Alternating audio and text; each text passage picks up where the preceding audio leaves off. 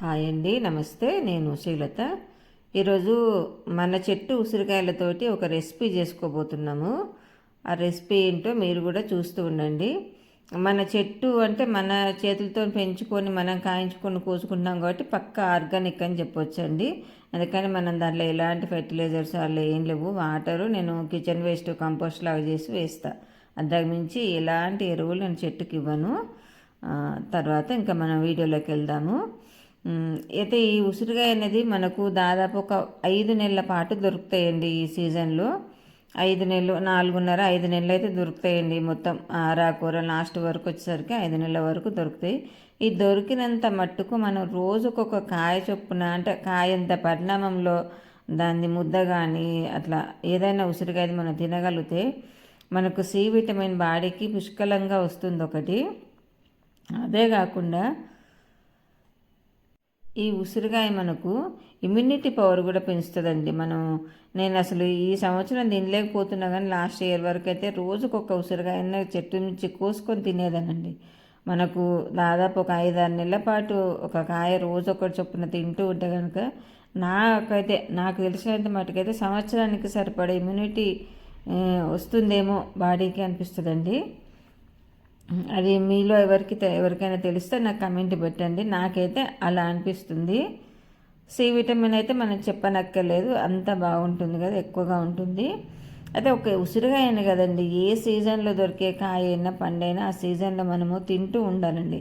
తింటేనే మన బాడీకి అన్ని రకాల విటమిన్లు, మినరల్స్, విటమిన్స్ అన్నీ మంచి పుష్కలంగా బాడీకి సరిపడా అందుతాయని నా ఉద్దేశము. తర్వాత నేను ఉసిరికాయలన్నీ చక్కగా కడిగి అలా ముక్కలుగా కట్ చేసుకున్నాను. కట్ చేసుకొని ఇప్పుడు ఒక ప్యాన్ పెట్టుకొని ఆ ప్యాన్లో తగినంత నూనె వేసుకొని, అంటే ఒక స్పూన్ నూనె వేసానండి, ఎక్కువ వేయలేదు. నూనె వేసుకొని మన ఉసిరికాయ ముక్కలకు సరిపడేట్టుగా కారం వేసుకున్నాను. అంటే పచ్చిమిర్చి కారంలాగా వేసేసుకున్నాను. అంటే నేను ఒక గుప్పెడు ఉసిరికాయలు తీసుకున్నాను. వాటి తొనలన్నీ అలా అలా ఒలుచుకుంటే మనకు 2 గుప్పిళ్ళు అయినాయి. నేను ఒక 6-7 పచ్చిమిర్చి వేసానండి. ఇవి కొంచెం కారం ఎక్కువ ఉన్నాయి. అలాగే ఒక 2 అంగుళాల మందం అల్లం ముక్క వేసాను. ఇవన్నీ చక్కగా దూరగా ఫ్రై కావాలి. ఫ్రై అయిన తర్వాత ఇంకా దీంట్లో కలిపేటివి ఉన్నాయండి, ఒకటి దాని తర్వాత ఒకటి వేస్తూ మనం మంచిగా ఫ్రై చేసుకోవాలి.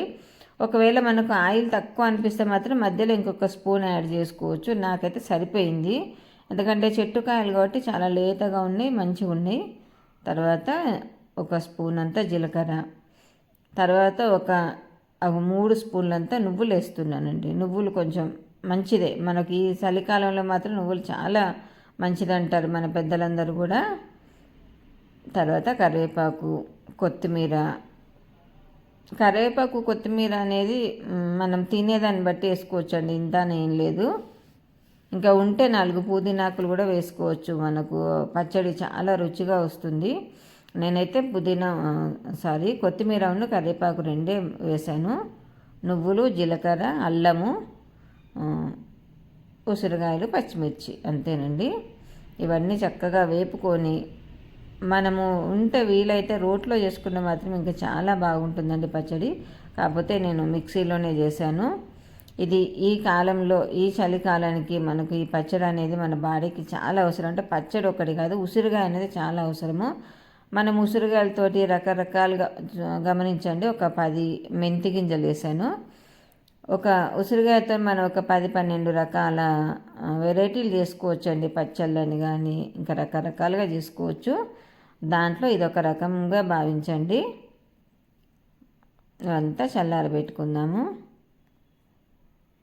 ఉసిరికాయని చక్కగా మనము బెల్లంతో కానీ పంచదారతో పాటు కానీ చక్కగా ఇట్లా ఉడకబెట్టుకొని అందులో వేసుకుంటే 1 ఇయర్ పాటు ఒక సీసాలో పెట్టుకుంటే 1 ఇయర్ పాటు రోజు ఒక ఉసిరికాయ చొప్పున తినొచ్చండి. అట్లా ఖరాబ్ కాదు. ఒకటి ఫ్రిడ్జ్లో పెట్టుకున్నా పర్లేదు, బయట పెడితే ఏంటంటే నల్లగా అవుతుంది, అంతకుమించి ఏం ఖరాబ్ అవ్వదు. వీలైన వాళ్ళు అలా కూడా ట్రై చేయొచ్చండి. మనం ఏం లేదండి, ఇలా చిన్న చిన్న పాటిస్తూ ఉంటే మన బాడీకి తొందరగా డాక్టర్ల చేతిలో పెట్టకుండా చేసుకోవచ్చండి. అంతే నేను చెప్పేది. అంటే మా పెద్దవాళ్ళ ద్వారా నేను విన్నవి నాకు తెలిసినంత మటు కొంచెం తెలిసిన దాంట్లో కొంచెమే తెలుసు నాకు, ఆ కొంచెమే మీకు చెప్తున్నాను. తర్వాత పచ్చడి మిక్సీలో పట్టేసా కదా, ఇప్పుడు పోపు చేసుకుందాము. దాంట్లో చాలా తక్కువ ఇంగ్రీడియంట్స్ తోటి ఈ పచ్చడి తయారవుతుంది. వేడివేడి అన్నంలోకి అయితే చాలా బాగుందండి. నేను తిని టేస్ట్ చూసిన తర్వాతనే చెప్తున్నాను. మీకు ఎవరికైనా ఈ ఈ రెసిపీ నచ్చిన బాగుంది అనిపిస్తే ఒక లైక్ చేయండి, ఒక కామెంట్ చేయండి, మర్చిపోకండి. పోపు దూరగా వేగిన తర్వాత ఒక 2 చిటికలంతా ఇంగువ మాత్రం కంపల్సరీ పోపులో తినేవాళ్ళు వేసుకోండి. పచ్చడికి రుచి కొంచెం రెట్టింపు అవుతుంది. నేను చాలా సందర్భాల్లో చెప్పినండి, పచ్చడి పోపులో కానీ పప్పు పోపులో కానీ ఇంగువ అనేది వేస్తే ఆ వంటకం అనేది రుచి కొంచెం పెరుగుతుందని నా ఉద్దేశం. అంటే టేస్ట్ నాకు అలా అనిపిస్తుంది. అంతేనండి, ఉసిరికాయ రోటి పచ్చడి రెడీ అయిపోయింది. కమ్మటి ఉసిరికాయ రోటి పచ్చడి అండి. తర్వాత నేను ఒక వేడివేడి అన్నంలో కలుపుకొని తిని కూడా చూసే మీకు తర్వాత వాయిస్ ఓవర్ ఇస్తున్నాను. Okay friends, bye.